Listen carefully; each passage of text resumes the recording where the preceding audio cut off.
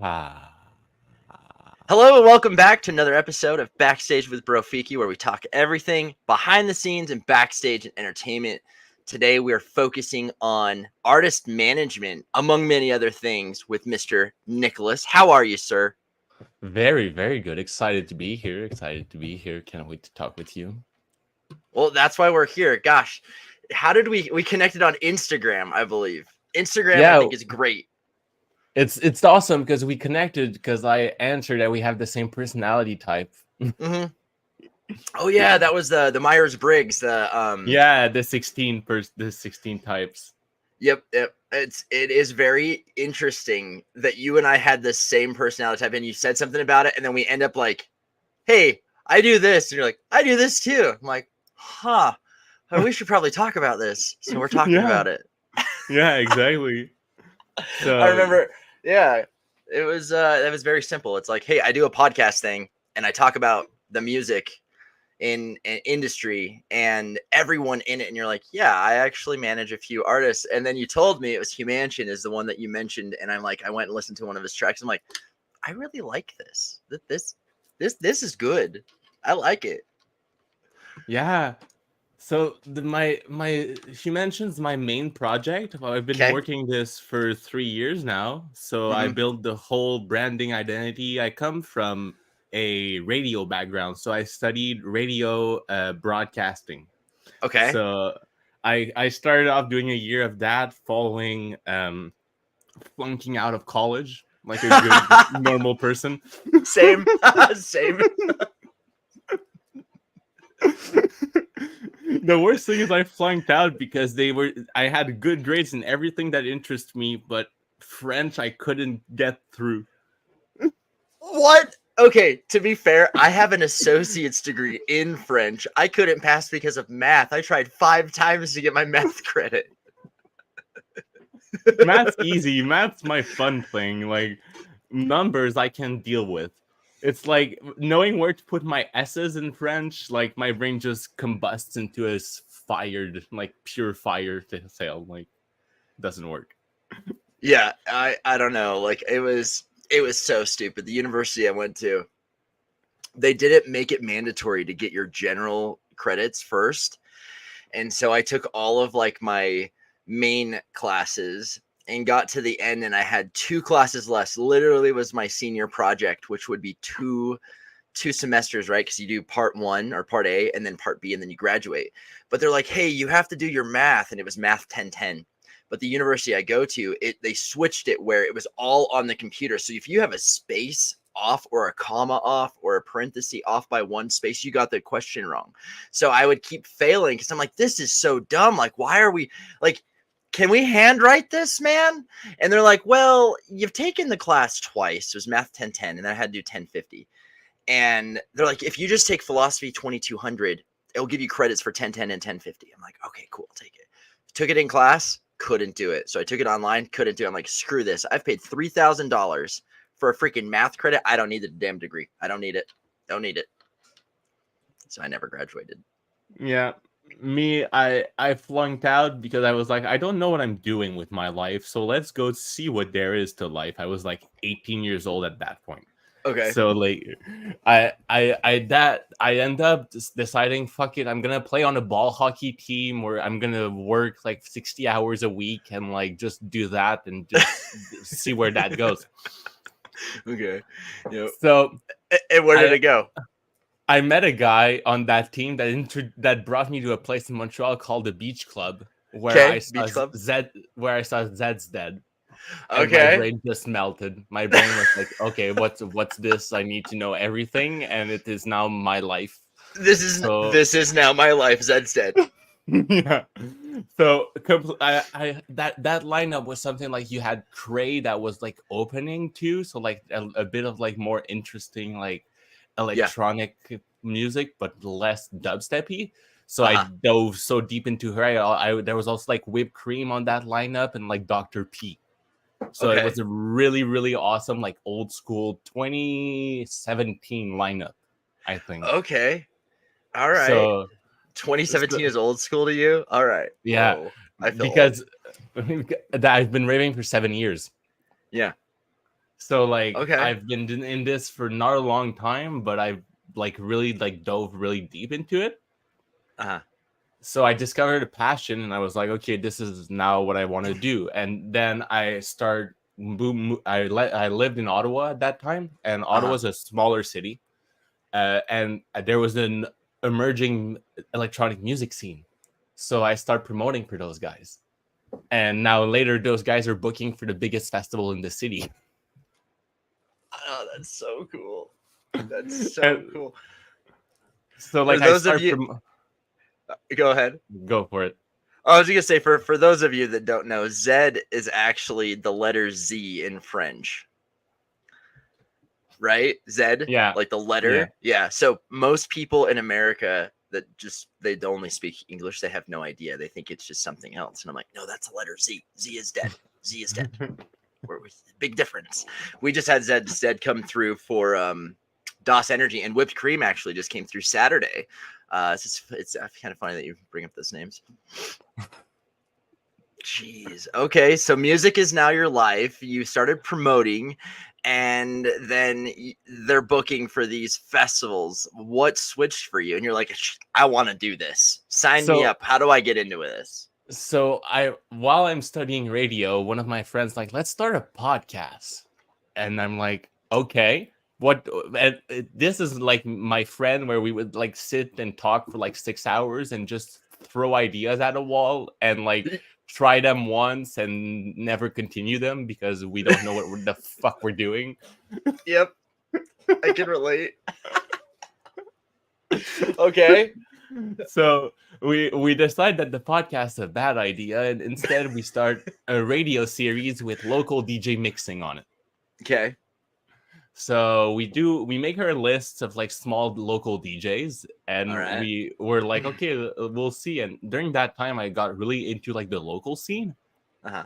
and I start going to like really like small local shows, like $5 weekday shows with like Yeah. guys that's like their first show ever, and like stuff like that. So that's awesome. And then I one of my friends from Ottawa is headlining this show in Montreal. That's one of those kinds of shows. So I pull up to the show, and I see a guy opening the show, which turned out was Humansion, which wasn't Humansion yet.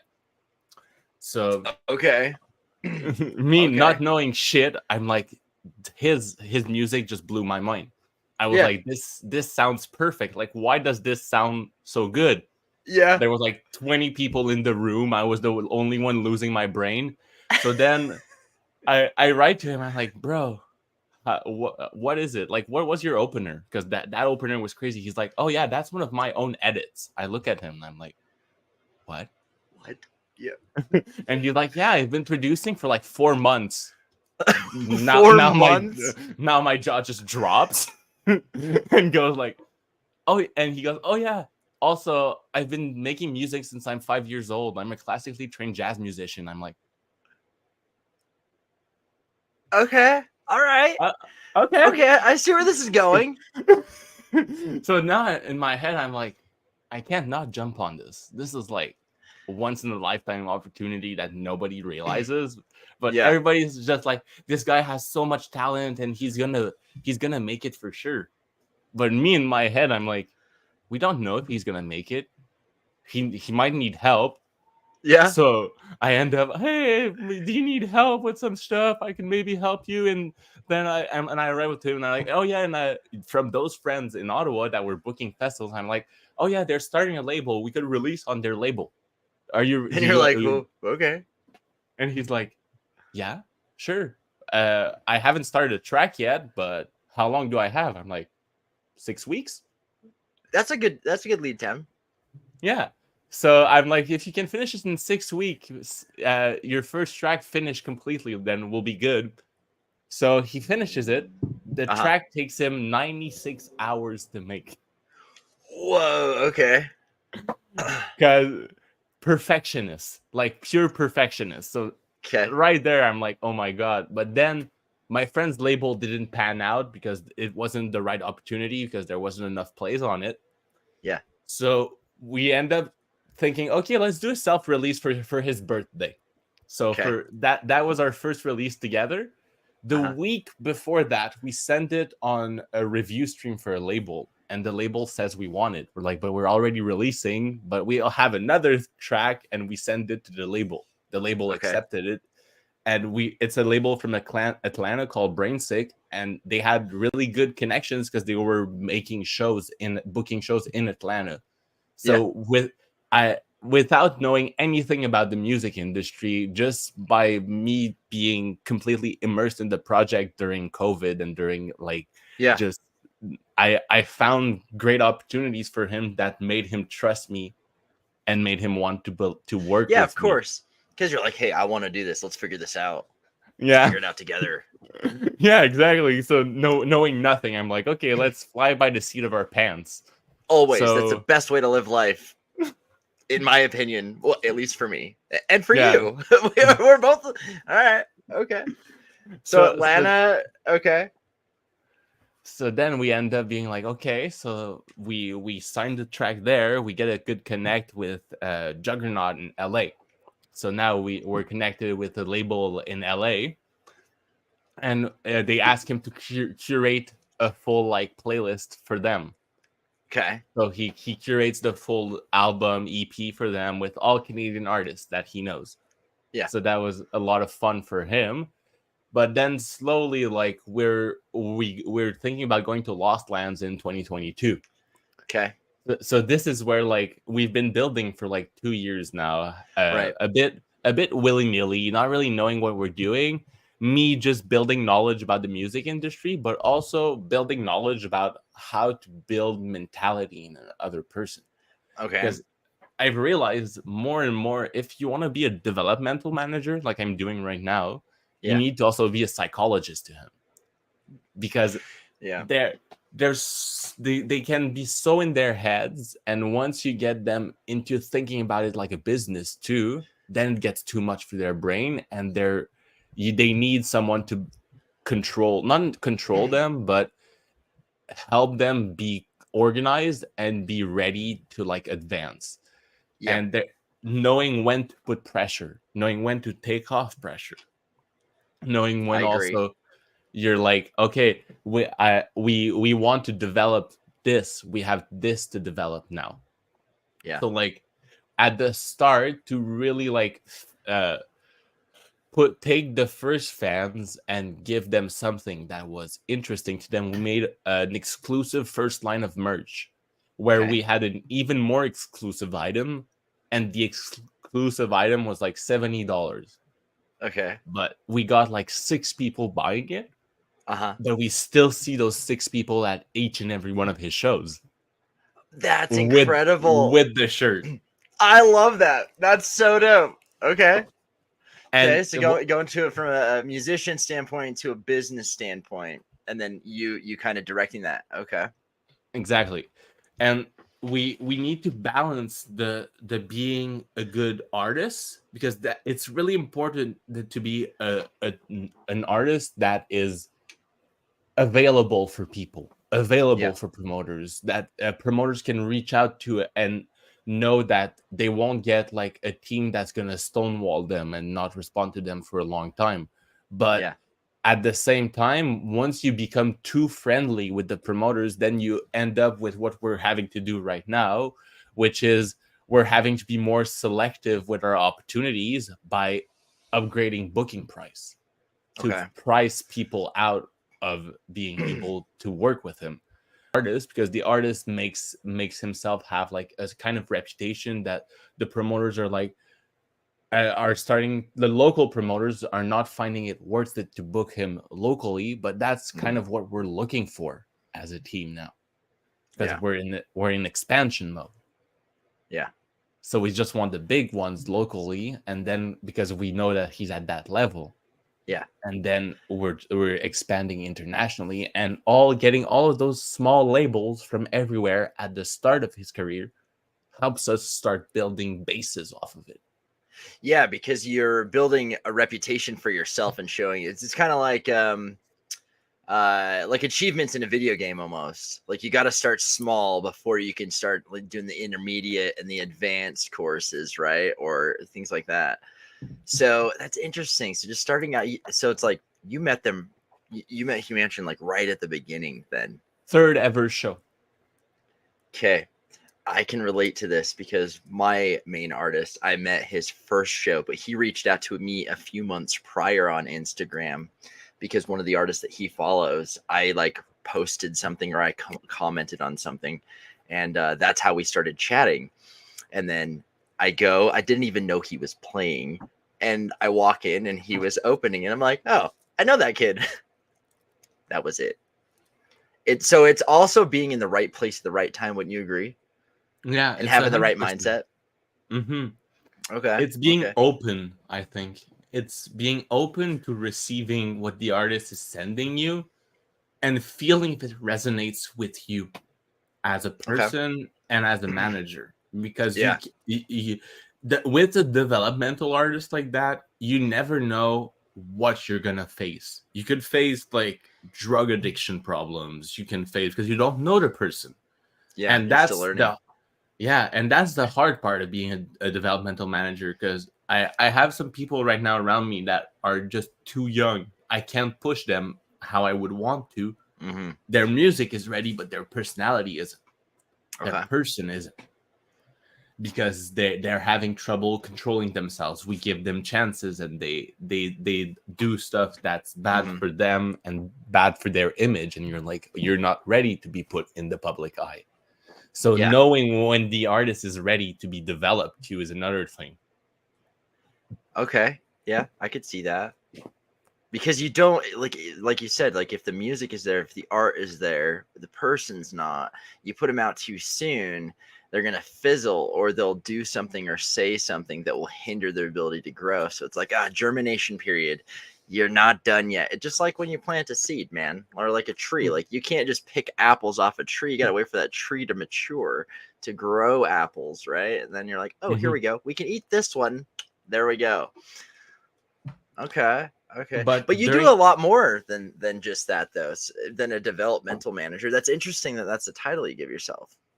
Yeah, because I think I like working with smaller artists. I like working with an artist that hasn't developed a brand yet, that hasn't been playing lots of shows yet, but Yeah. that's been producing and that has a big back catalog of music to show me and has at least one release.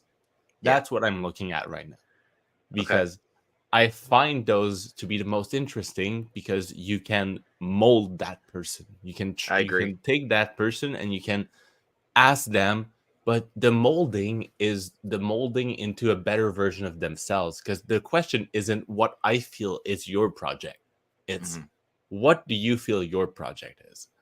That have you thought about the mental image you want in your project? What's the world? I see an artist as a world builder. So Okay. they need to be able to imagine a universe inside their own head and be creative enough to put a soundtrack to that universe. Yeah. You're speaking my language. It's so true. I've had the pleasure of being in the music scene all around. So from like hardcore screamo rock to like emo to your acoustic guys to country to folk to bluegrass to EDM, from like all this stuff. Like I've seen it all. And what I've realized is the people that have it, like even when they're just starting out, like Yokelor years ago, um, they do it because they enjoy it, but their music that they write is literally them expressing their feelings. They're not trying to make something for someone else. They're just like, I'm making this because I like it. If you like it, this is cool. But it's okay if you don't like it. I don't need you to like it. And that's when I kind of noticed is what was different. And I like for Salt Lake City, right where I'm at in Utah, when we have a lot of the openers play, they just want slots. And so if somebody is playing that's headlining that is like future bass and melodic, then the artists that are going to open, they have to like tweak their music and their image and their brand to match the theme of the night just to get the slot. And that kind of irks me, right? I mean, yes, it's challenging you to match a pitch and a tone for the house. I get that. But also, it's like are you guys settling and doing this just to get FaceTime, right? So it's one of those caveat things. You're like, So I went to a managers conference before Ilsonic recently. okay, Ilsonic's our biggest EDM festival. I was doing networking, and I knew somebody that was doing a talk there, because when I started raving, I met her, and she was just starting out managing. okay, So she's like the inspiration to like start going into this road too, because the guys that were headlining the show where I discovered David, she yeah, mentioned, they were her guys at that time. So weird full circle moment again in the okay. industry, I love full like circle moments. and They're the best. and she said, local shows, you shouldn't have more than 2 in the whole year as a local artist. Really? Okay. Yeah, because what you're looking for really is regional shows. You're Okay. trying Yeah. to Yeah. Expand. you're expanding. You're not playing local shows. You're not trying to they when they're fighting for slots, they think that by saying they played the stage with that artist, that's gonna impress a booker or a promoter.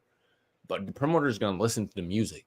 The promoter is gonna look at how many Spotify listeners you have, how Yeah. many followers you have on Instagram, and if you're supported by big artists. He doesn't Yeah. care what small shows you've played in your little town. Like for example, so like he's not gonna look at past shows. He's gonna look at, oh, your track's been played out at like Lost Lands. Your track's been played out at Yeah. the EDC. Your track's been played out everywhere on the world. I So I think okay. so I think that if the DJ is fighting for a slot, he hasn't understood the industry yet, Mm-hmm. because he's not concentrating on him and finding a slot that's good for him. Because we think like for example, being a development manager is also about building that mentality exactly too, because that Mm-hmm. mentality you're talking about is a local DJ mentality, and a mentality that a lot of artists start out with, because they're like, I just want my music heard, because they feel like having their music heard is what's adding value to the music, but the real value is you liking it. Okay. Yeah. I can see that. It's just like I hate to admit this. I didn't know who the hell John Summit was. Didn't know until 3 months ago. Right? John Summit's got this, that track that's going everywhere. But it wasn't until I met Silent Rain, who does house music locally. I mean, he's played internationally and stuff. He's a really cool dude. Name's Darren. And he's like, yeah, John Summit, this, that. And the next thing I know, on TikTok, I start seeing John Summit stuff. And it was the way that he was presenting his music to the world actually was catchy. And I'm like, okay, I actually like this stuff, because I've never liked this type of music before. And I'm like, it's, for me, it wasn't about what he produced. It was about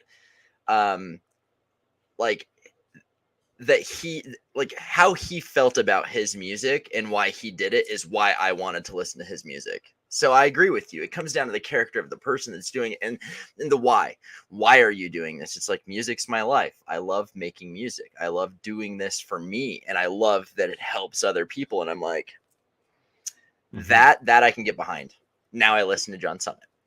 Yeah, and for that's why I find TikTok, like, artists that play their song and dance to it on TikTok have a reaction to their own song, and don't just sit down, do something funny, do some edit, do something crazy, do something that represents you, Yeah. and then you'll attract people into your music, because music is feelings. Music is just being able to create a vibration that people will resonate with, and that will just put us on the same wavelength in our Yeah. body and mind.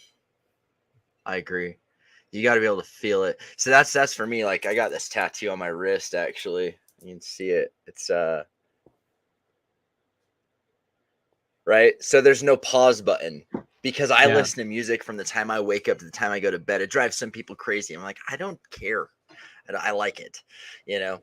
Um, But for me, being a professional bodybuilder for a little bit of time when I was competing and stuff, I listened to music all the time at the gym, doing cardio, like whatever.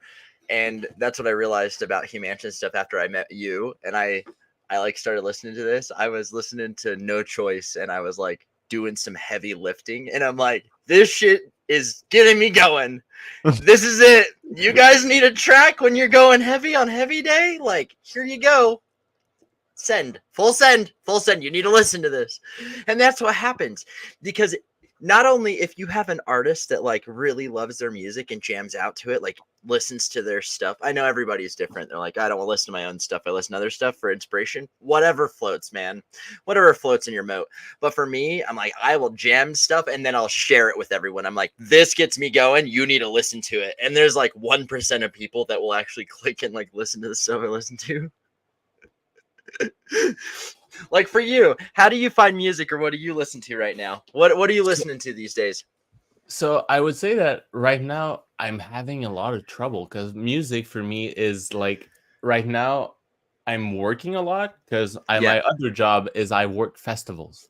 So I work events, I work festivals, and my summer is my big time super busy.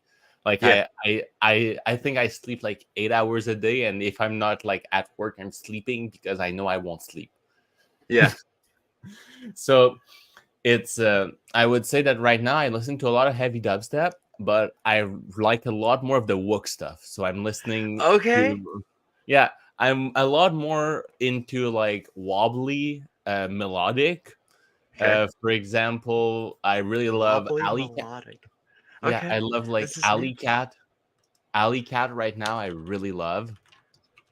Okay. She's just been picked up by big agencies too, and she's all self-released, and it's really really awesome what she's doing. The new wave of dubstep, the big sustained bassy stuff, quarter notes. Okay. It's really there's some stuff that's really good in it. But I've seen most of the guys live, and when I see an artist live, I tend to listen less to their music if I'm not in love with it after, because I make way for discovering new music. I'm the kind of person that likes one song of an artist but won't dig until I find another song that's like that I like as much. Okay. Okay. Okay. So Interesting. Alley Cat. I have a lot of different artists like that I love but I like certain tracks of them. Okay. I can say the same. It's a perfect example. The other day, I was talking about how, because everybody's like, oh, I love Seven Lions. And I'm like, yeah, what's your favorite Seven Lions track? They're like, oh, just all of them. And I'm like, mine's Serpents of Old. They're like, oh, I've never heard that. And I'm like, you call yourself a Seven Lions fan and you don't know of Serpents of Old? We have a problem here. Houston, we have a problem. Houston, Yeah. come in, Houston. But it's true though. I've always liked tracks that are not the popular ones, right? So an artist can be huge, but it's always their like underground songs or like the ones that are kind of just a little bit off. Same thing with movies. So I have my undergrad was in film, right? And so it's kind of funny that you say that you do radio, but or like that's where your studies were. Mine were in film, and so I had to learn how to dissect film from a visual aspect of understanding hue, color. Wow, that was weird. I almost sneezed and then I coughed. Stay alive. Hue, color, emotion, feeling behind no words, right? One of the movies that comes up was it was Pan's Labyrinth. We watched this movie 3 times during this semester. That's an awesome one. It's so good, and the fact that it's in another language that most people can't understand, which is fine, but it's like we would listen to it on mute without subtitles, and we'd have to watch it and like try to feel what the director and the producer wants you to feel. You could do the same thing with music. That's what I love about like EDM and electronic music in general, is because you have the visuals behind you to help bring the music to life, and you're like, I had this crazy idea last night, and maybe you should steal this idea. I'm allowing you to. I watched Dune, the new one, and then I watched the old one from 1980s, and I'm like, can you imagine like an EDM artist getting up and just playing like visuals from the 80s instead of all the new stuff, and like take us back, like time travel? Terror Vision. Terror Vision, that's a thing? It's Figure. So Figure for Halloween, he takes all like old horror movies like Dracula and stuff, and like uses them as visuals in his like Halloween set, and he calls Oh, it that's so Terrorvision. cool. Okay. Yeah, it's fucking awesome. The graphics were so horrible in the original Dune, and I'm like, this would be amazing. Like starting out like a show, just like visuals from the 70s and 80s, and then like come up to like now. Like I want Gundam Wing in there, man, and Dragon Ball Z, and then the Flash, and just whatever. I don't know. But seriously, you could like you said, you can find one song, you wait for another one, and go on that. I hated Taking Back Sunday. Hated them when I first heard them. Okay. Now I've been going to their shows for 10 years and I'm friends with the entire band. But I If you hated like their music. Hated yeah, it. if you like visuals so much, I'll show you one that we did for David, which is Okay. probably my favorite one. Okay. I'm like, show me what you got. It's so interesting too, going from like artisting, like, all right, so let me throw this in here. Let's end the stream. There we go. So this is the that's alternate great. logo. Okay. So this is like our merch logo, which we then use to like expand the world a bit, because it's like a falling human inside of a 3D cube. Yeah. And you have different symbols around here. So for example, right here you have the balance, which is another important stuff in our brand, because it's all about balance. So life, you need to find the middle ground between feeling good, doing what other people want to do, and doing stuff for you. It's a lot about finding balance in your relationship and in yourself. The whole project is based around that. Thanks for sharing that. I agree with you. You do have to find balance. And what is it? Yeah. Right. So you have your emotional health, you've got your mental health, you got your physical health, spiritual health, financial health. And then you have your social health, which most people disregard, is your social health. And that's the biggest point with David that I learned. He's an extremely social person, like to a point where it's crazy sometimes. Like sometimes getting out of shows takes us like an hour because he's talking to everyone. And I'm like, Sam is the same way. And you're like, this is not a normal thing. DJs hate people. Yeah. I hate to say that, guys, but it's true. Everyone is like, I'm an introvert. Don't talk to me. I learned that, with Will Black, man. He was just so shy when I talked to him, and like I called him out at DOS Energy because I go step out of the artist tent, like where the drinks and food were, and I see him walking up with Dabin, but I didn't know what a Dabin was at the time, and I'm like, Will, I know you, and he's like, hi, hello again. I remember you, But then you see Sam, so Trivecta, like every set, it's like his photographer's like, Sam, we gotta go. Sam, you got 5 minutes. He's like, you're 5 minutes over. We gotta go. Come on, quit. And he's like, but I have to say hi to everyone. I gotta sign everything. And I'm like, this is awesome. Like, it's cool to like see people, but it's because sometimes people do music before DJ, like anything, or making or producing music, so they're used to being in front of people, right? And they love it. And they're like, I played a song on a guitar and you want to come and say hi? Cool. Then you have all those introverts that are like, I hate people because they scare me, and I'm going to make music in my office where I don't have to see anyone. What do you mean I get paid to go out and play on a stage by myself? I could do that. Yeah, don't talk to me. Stay away from us, the 3 feet away from the stage. I'll be up here, you'll be down there, and I'll just like come and go, and you can't talk to me, and it's great.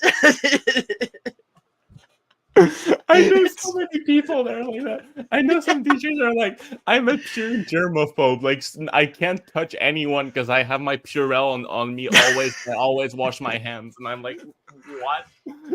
Like, I don't people. And I'm like, then why are you here? You could do like a virtual, like just shine in and do like a Star Trek thing. Just like, bring me in, Scotty. The day they invent teleportation is the day where Maroda's gonna be happy because he won't have to show up at his shows.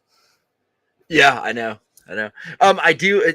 That brings me to the next thing is just like, what are some of the coolest shows that you've seen? Like the 360 shows that we have out here are really cool. There's a group here called Black Void. They did this thing last year in, I want to say it was in the fall or winter, and they had a cage in the middle of the floor, and the DJ like was inside of that, and everyone is around it, and it was like an old school like medieval cage type thing, and I'm like, that was really neat to see. What are So some cool things that you've seen, Mr. Festival Guy? this year I worked Shambhala.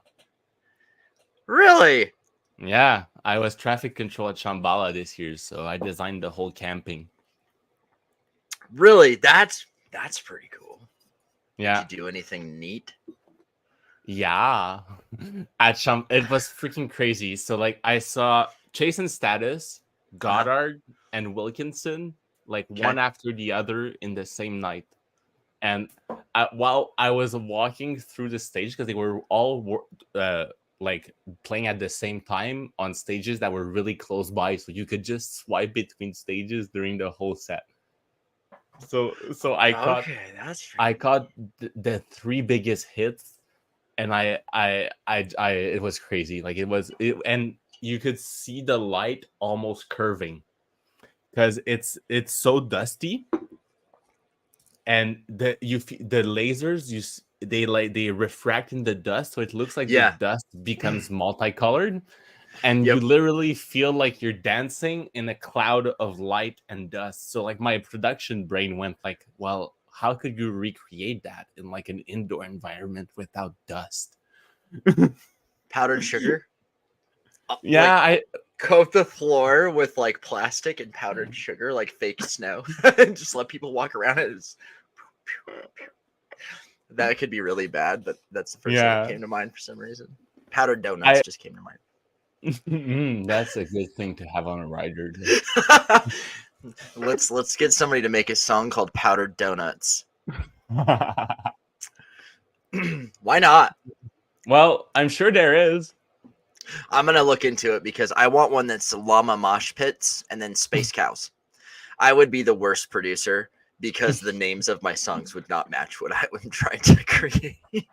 So in Montreal, I know people that started something that is called they're calling it crapaud melon, which means frog and what's the freaking name? Melon d'eau, the big.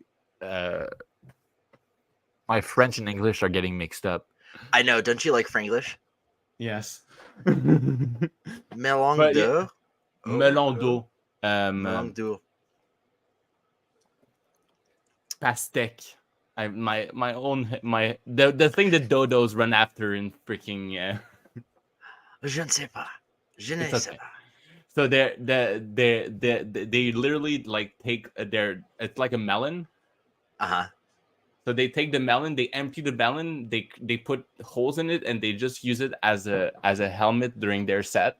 And the other one has a frog mask on, and they just play the weirdest rhythm you've ever heard. That reminds me of that frog dance song from the 90s, and that like what made a comeback, the Crazy Frog song. Do you know what I'm talking about?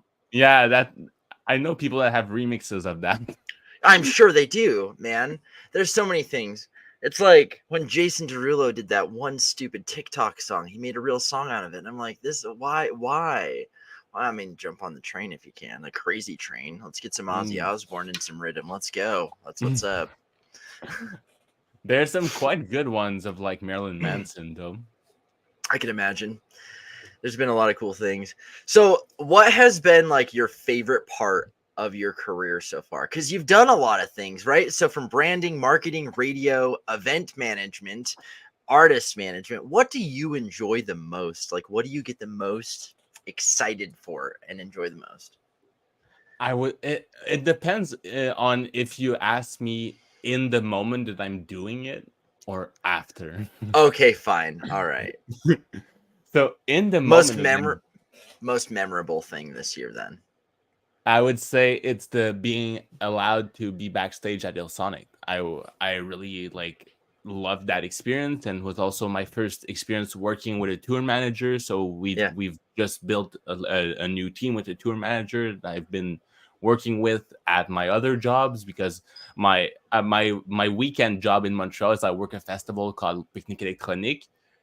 This year we had John Summit, we had Fisher, we had Mistress Barbara. We had some of the biggest names in house and techno come to Montreal to enjoy the day party vibes of Montreal in that event. Yeah. Okay. Okay. Wow, that is pretty neat. Yeah. Yeah. We had Zed's Dead too that played a Of night. course you did. Of course. You're like, melt my brain again, please. Thank you. Yeah. It's like you've gotten a lot better. Yes, yes, you have. There was a guy that played DJ Snake played at Mhm. DOS Energy, and that was the most memorable part of DOS Energy this year for me because I've never listened to this guy's music, and his show was phenomenal. It was so I good. saw him twice in my life, and every time he's completely crazy. And, Yeah. was he mixing on vinyls still? I don't know because I was just going back and forth between stages. Like at this point, I think it was day 2. Yeah, it was day 2, and which was the final day, and I was just walking around, and I went and checked it out, and that's where I ended up at the end of the night because it was the end of night 2, and I'm like, this is like, who is this guy? And then I go and I look him up, and I didn't realize he was as big as he is. And I'm like, well, of course he's like headline. He's playing like the 12:30 slot, at night. But yeah, like who has blown your mind this year? Like that's somebody you haven't seen or like that you've never heard of really until you saw them. I would say Eugene. Eugene, okay. A bit darker. I would say it's a bit deeper on the rhythm. It's like deep, dark rhythm, but he sings too. So he sings live during his sets. Uh, Ooh, okay. So Down is always a wonderful hit for me. Like wonderful saxophone playing during dubstep. I love it. It's like touches my heart deeply. Really, saxophone and dub. Yeah. Okay. All right, that's new. That's new. We have like wax motif. We've got a Simba sax out here. What do they call it? It's an actual thing. Syndicate. Syndicate is the show that they do like once a quarter, and it's like live, brass with it. So Ye- I have seen something like that. Apache from Belgium. He's touring with a full brass orchestra right now, and he's awesome. Um, I saw him like a couple times. I would say also like drum and bass right now is blowing my mind forever and ever. Okay. Apache, I have seen, and Apache's coming for Get Freaky out here. Our lineup for Get Freaky is the Oh, craziest lineup it's I have awesome. ever seen. If you don't miss Gravas. Gravas, there's a producer from Montreal in there, and there's the drummer from Sum 41. I have heard of another project with the drummer of Sum 41 that's happening with a local artist that I know that I've met that I'm friends with. So I'm excited to see like what's going on here. And I heard Sum 41 is breaking up or broke up after this tour, just like Blink-182. Travis Barker just left again. Yeah, Okay, band things. band things. I know it's worse than like regular relationships. I feel like. Yeah. Let's see, Get Freaky. Yeah, so I started listening to like this type of stuff back in 2011, 2012, and it was my best friend. I'll still call Jordan Segona one of my best friends of all time, and he still is, even though he's off doing his own thing. So he introduced me to Feed Me, Nero, Green Velvet, he's so many really cool artists, and I never listened to any of this music before. We went on a business trip together in Virginia, and it was just like Feed Me and Nero and just like all this stuff. I can't even remember the other guys' names, but they're like all on this list, and I'm like, there's no way that Nero and Feed Me are coming together for a show. And it's like, yeah they are. What? I've been waiting. I've been waiting to love this music and get into this music for 10 freaking years. And here I am. I can actually be there. And like, I've worked these festivals now, and I'm like, what? And then, yeah, Alice in Wonderland, Apache, Black Tiger, Sex Machine, Boogie T, Feed Me. I think it's Gengar. Back to Yeah, back with Space. You said Gravaso? yeah, Is that, grab yeah, us. Gravis. Oh yeah. That's a symbol. Yep. Heritage I met because Ember played for that show, and after the show, when he like got done, and I was outside, he's like, "Where's that guy with that awesome beard?" They were talking about me. Heritage was talking about me, and it was like the coolest thing ever. And I'm like, "Oh, hi, that's me. Hello, I have awesome beard. I am Viking. It is true." Okay. Yeah, there's a lot of people on here though I have never heard of. So I'm actually doing my research this time. So I know what's going on. I'm mostly excited though, like Subtronics is coming back, and I like my love for his music has grown so much in the last The year. funny thing is, me Subtronics was huge for because okay, so Montreal Subtronics was huge in Montreal 6 years ago. Right. I know. That's what's crazy to me. So, like for me, he was when I started raving, he was the big thing in Montreal, but he wasn't big anywhere else. I So know. for How does me, that happen? because he played underground shows in Montreal, and the bookers were like really deep into rhythm. So Okay. the company that we had was a company from Europe, and the guy booked like Sudden Death Subtronics when they started out. Like, and literally Montreal has had a reputation during those times of being like, so you play in Montreal, then your biggest hit releases, then you have all the videos from Montreal to promote, and then you go big during those times. That was like the process, because for rhythm, Interesting.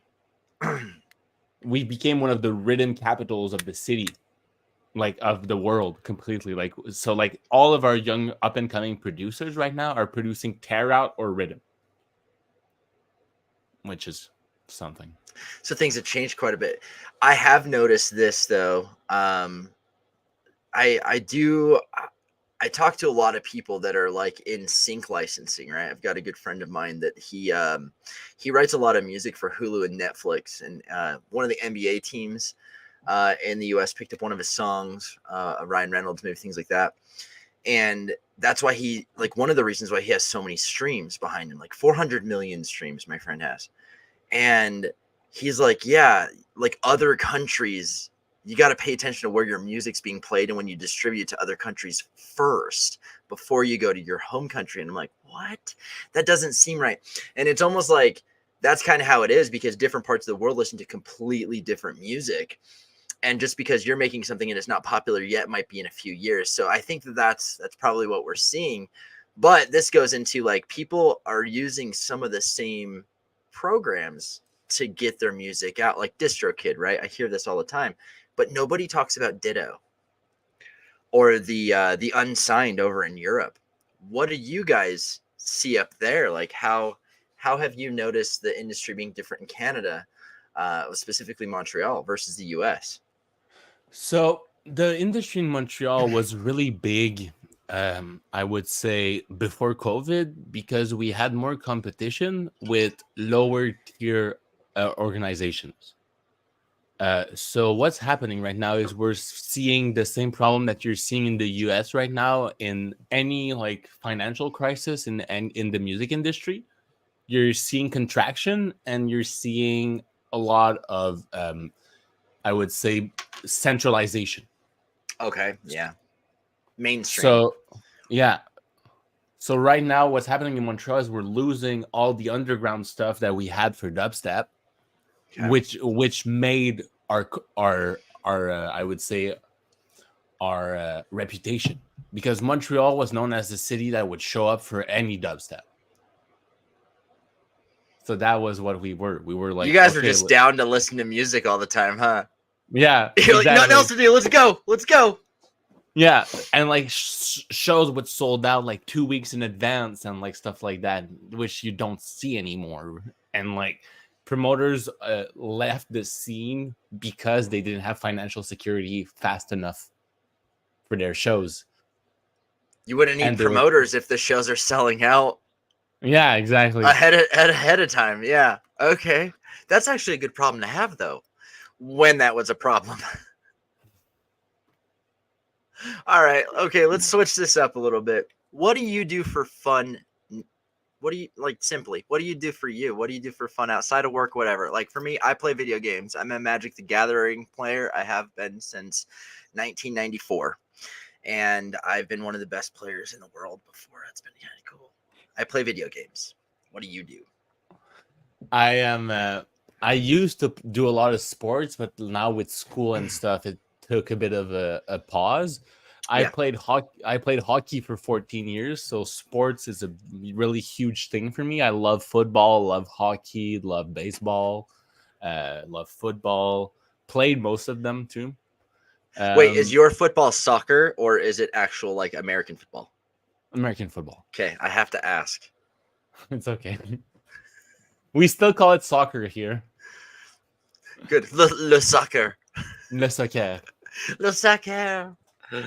Avec le ball. Du monde. Oh yeah, and for another point, the Montreal scene is a lot more like the European scene. Okay.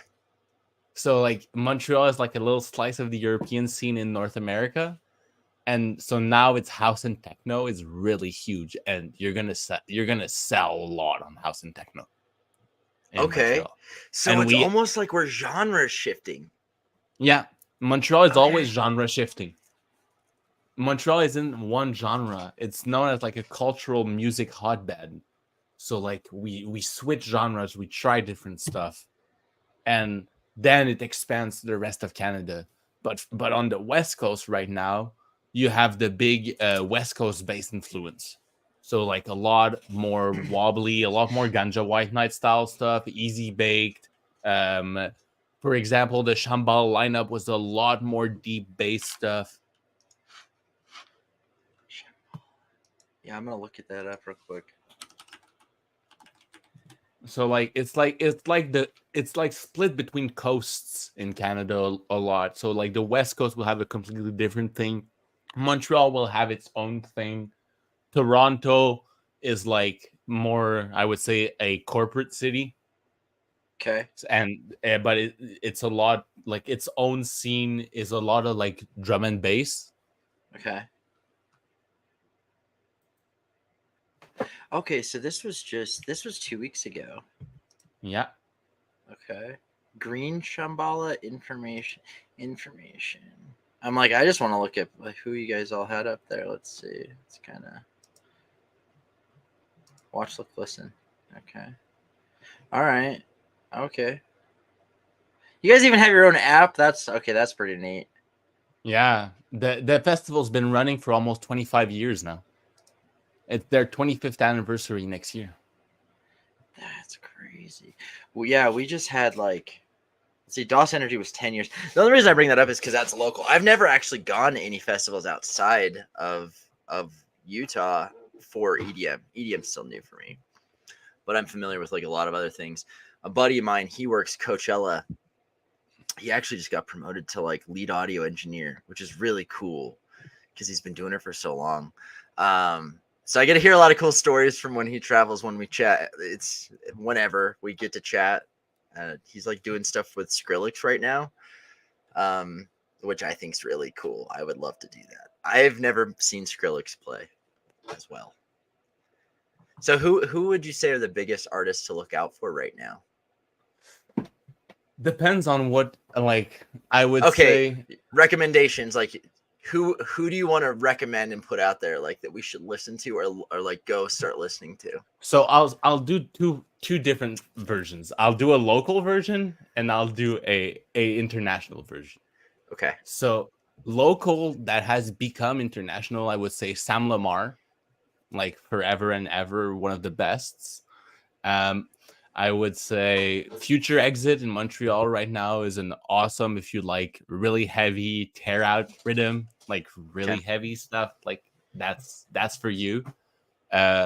Monco's which is another friend of ours that does some very nice in the new wave of dubsteps like Coordinati, Sustain, Resurrect, Freaky. He has a collab with Freaky coming up, so that's a really good one to keep your eye out. Okay. And go listen to Humantion because his music is bomb and you won't regret it. And for international, I would say look out for Alley Cat. Alley Cat is coming for the scene right now. She's an awesome up and coming female producer. I would say look out for Cool Customer too. Gonna be a really, really awesome, interesting, vibey type of dubstep. Fodder Funk, if you like a lot of funkiness in your music, a lot of deep wub, the drum and bass style. Yeah. And I would say if you're looking for something that's more of like a multi-instrumentalist that's recording a lot of like really like underground local band stuff, I would say look up Funk the Empire. Most of his most of his stuff is all recorded in a studio, so he records all live instruments and stuff, and he does literally like funk dubstep. Like, okay. All right. Well, you heard it first from Nicholas. Artist manager, festival designer, doing all the things with the radio, but failing college because he couldn't speak French living in a French-speaking country. You don't need to be successful in everything to have fun. That's all I do is have fun. I love this so much. I look forward to working with you outside of this because we're doing very similar things all around. Like my grandfather actually was part of like the beginning front end of radio with Richard Nixon in the 60s and 70s.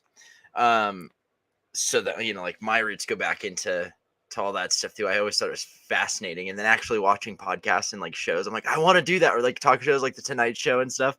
Like, I want to do this.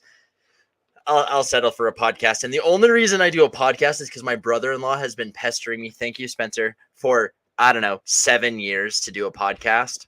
And he's like, bro, you like to talk a lot. Let's get you off your Instagram stories and start getting on a podcast. And he would give me so much shit, man. I'm like, fine, I'll do a damn podcast and I'll talk about things that matter.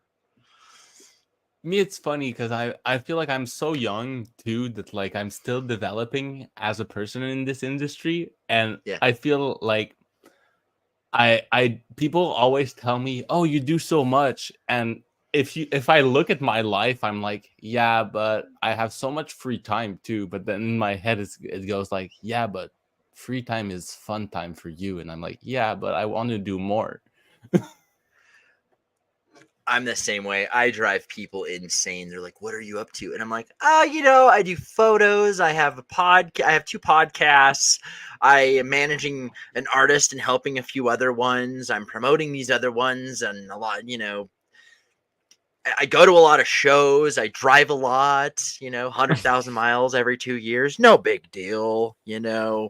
I totally get it. It's like, oh, I go to the gym. I play video games. They're like, when do you have time? I'm like, I don't know, but I do I sleep 8-9 hours a day. So I'm good. Yeah. So that's my goal, to get to your point where you are right now. I'm kind of like feeling myself out because I came out of like, so this, let's finish on a note that's important to me for mental health. If it doesn't bother you. No, so, you can, whatever you want to talk about, my friend.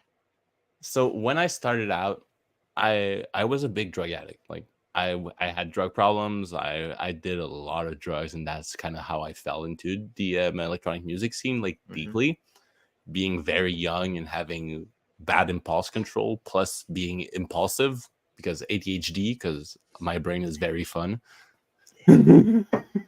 So you're not alone here, yeah. Dumb decisions, I'm your man. Yeah. But we always find a way to make it work. So I found this, which is helping me get over all of those problems, and I'm getting better as a person, and seeing other people in this industry finding a balance in their life.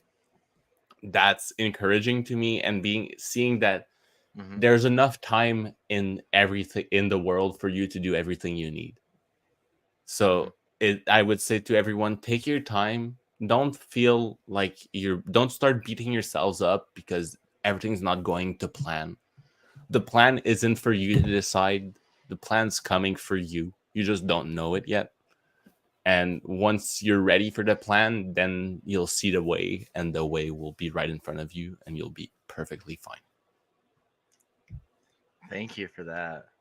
My I pleasure. can agree wholeheartedly. It's like as long as you're doing what you're supposed to be doing and you enjoy what you're doing, then the right things will pop up. And I have seen it firsthand too. I'm lucky enough I never really got into drugs at all ever. Even when I had a medical marijuana license, like or whatever, I didn't really like it, And same thing with drinking. Never really got into drinking. Got really lucky that way. But I have seen a lot of people fall down with that, with like dumb stuff too, like ketamine or Molly, MDMA, stuff like that. Everything serves its purpose. I will admit that. But I've seen people, I'm just like, man, how'd you get so far into this? Like it's yeah, if you're gonna do something with intentions, I can understand that. But also knowing that there's help out there. And we partnered with a company called seeksafely.org a little while ago, help with certain things with mental health as well, with one of our concerts. And I educated myself on a lot of things, but even like going back to like Elenium's story, right? When he started out, it was because he had like an overdose, right? I believe, and Mm-hmm. that's what most of his songs are about. And most people think it's about a girl or like a breakup or whatever. It's like it's a relationship he had with the drug, you Yeah. know. And so many people fight with that. So I just want to say thank you for bringing that up. Like we all have downfalls, but it doesn't mean that's who you are. But if it wasn't for that, and then you're overcoming it and getting into music and stuff like that, you wouldn't be where you're at now. So it's like Yeah. embrace your struggles, embrace your dark, forgive yourself, love yourself, and keep going. You For know, me, my struggle is with self-confidence. It's always about it's about me trusting that I'm doing the right thing. yeah, Even if I'm not necessarily being as nice of a person as I would like, yeah, because I have business to do. I have my job is to have another person's interest at heart, and it's my job to be firm and to know what he needs. And yeah, if some people don't like it, which I had a lot of trouble with at the beginning, the yeah, wanting to be liked by everyone because you think relationships are built off being liked, but it's not about being liked, it's about being respected. So and like, getting shit done. yeah, get your shit done, respect yourself, other will respect you. And I feel like for me the biggest point was weed, because marijuana was very present in my life Yeah, because it would numb that yep, sense of being an imposter, yeah, it would make me okay with being lazy in my head, which for some people it's not being lazy, it's just taking time to rest. But my brain makes me feel lazy for doing that, so I smoke to allow myself to be relaxed. yeah. So like it's just identifying your toxic patterns and being able to remedy them and work on them. I can agree with that. Thank you for that.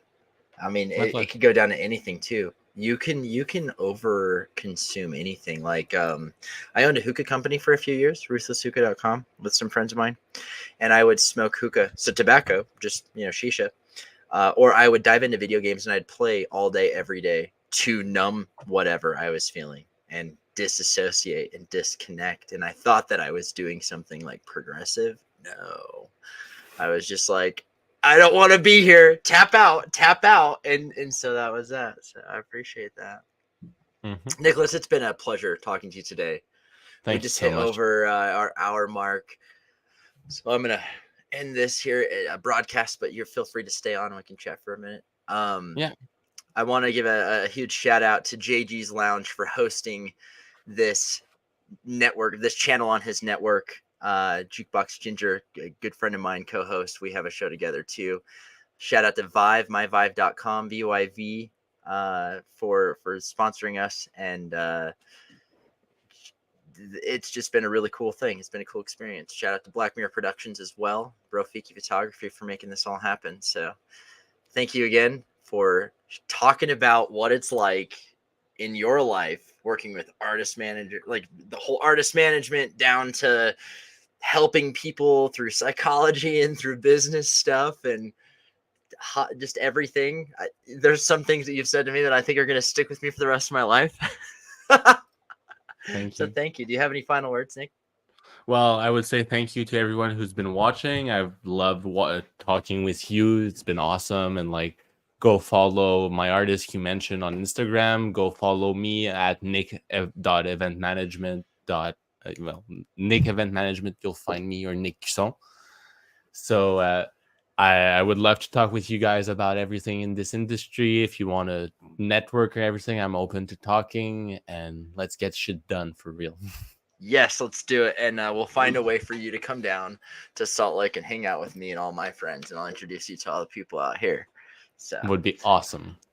All right, guys, until next time, thank you for joining us with Backstage with Brofiki with Nicholas. Until next time, guys. Peace out, Cub Scouts.